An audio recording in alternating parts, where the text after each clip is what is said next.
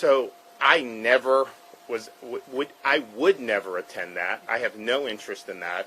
I did not watch it. I don't care what they do. But for them to advertise me when that invitation was rejected by my office, that is a lie. And so here they are saying how important they are, that they're somehow these paragons of truth, and yet there they are lying about something that is readily verifiable.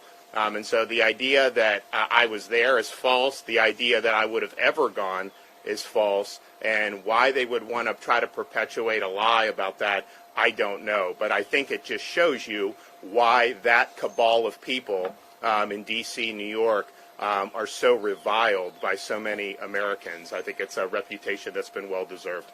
You know, I mean, I would just say, I mean, you know, in Florida, I think we've done very well, particularly over the last few years, attracting businesses that are producing things. You know, we've worked really hard on vocational and career education.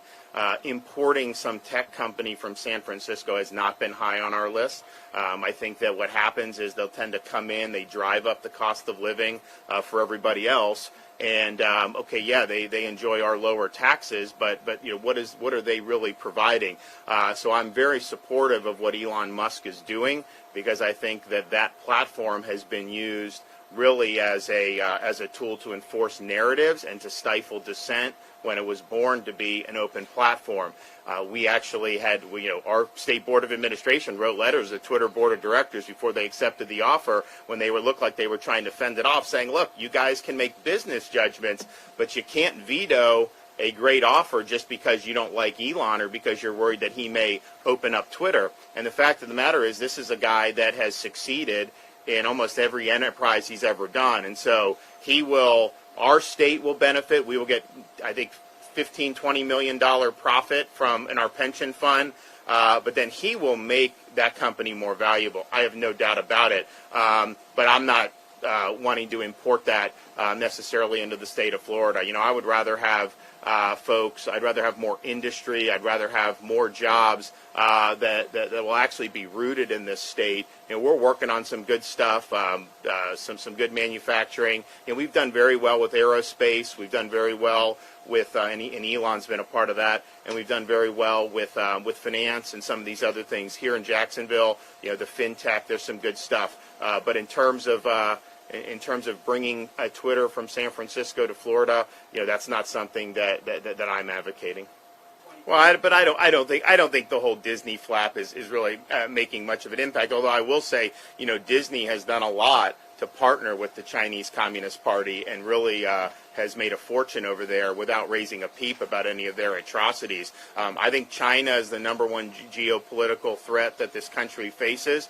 I think that we need to have strong alliances with the Japanese, South Koreans. I think India needs to be in our orbit to try to check China's influence around the world. But particularly when you start talking about the Western Hemisphere, it's a big problem. You know, it's not just South America. You see them in the Caribbean flexing their muscle. So we need to get real here and understand that China's a threat. I think, you know, you've had the ruling elite in this country for decades have basically done all they can to elevate China. And a lot of them made a fortune off it, but it's made our country weaker. It's eroded our industrial base, and now it's created, you know, they said if you did most favored nation and status and you did all these things for them with WTO, that they would become a democracy. And it's been the opposite. I mean, Xi is tougher than anyone they've had probably since, you know, Mao was butchering all those people. And so it's a hostile regime, and their influence in our hemisphere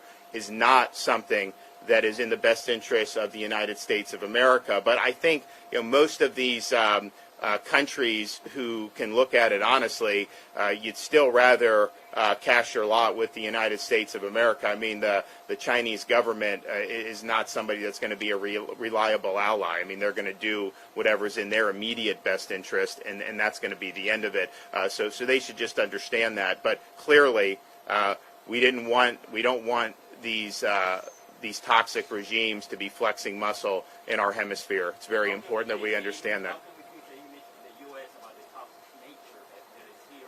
Well, look, how do you fix the image? I mean, it's sad But, we have a floundering president. There's no leadership right now. I mean, that's just the reality. I wish that wasn't the case, but you have somebody who clearly is not capable of exercising the type of leadership on the world stage that is going to inspire confidence from our allies and that is going to inspire fear from our adversaries. I think you look at Putin, what he did going into Ukraine. I think it's backfired on him. I think that they're going to have a lot of problems as a result of this, but he would not have done that if he didn't think that Biden was a pushover. You look at President Xi in China and what they're going to end up doing. They're going to do something aggressive and provocative, and it all goes back to they do not have any fear of the American president. And so, yes, it's hurt our country's image abroad. There's no question about that.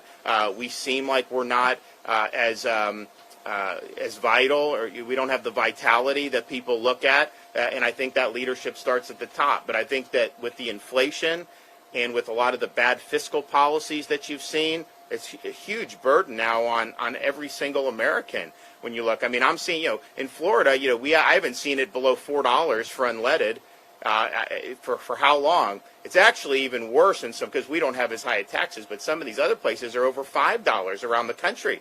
And so this is a huge, huge thing. We could be alleviating that by expanding our own production here in the United States, but he refuses to do that. You look at the Afghanistan debacle and all the things that have flowed from that. So it's been a rough stretch over these last 15 months. I think people look and say that America has lost its mojo, and that's unfortunate. But I do think that if you look at the country writ large, you understand that, yes, we're suffering through some bad policies now, but the American people always have a way of correcting this. And I think the first opportunity for a correction will be this November.